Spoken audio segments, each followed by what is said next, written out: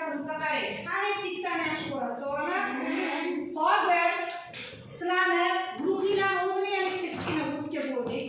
Bitta guruh mana fiksani yig'adi. Bitta guruh puzzle bilasiz, mana puzzle yig'asiz. Bitta guruh puzzle yig'adi, bitta guruh fiksani yig'adi.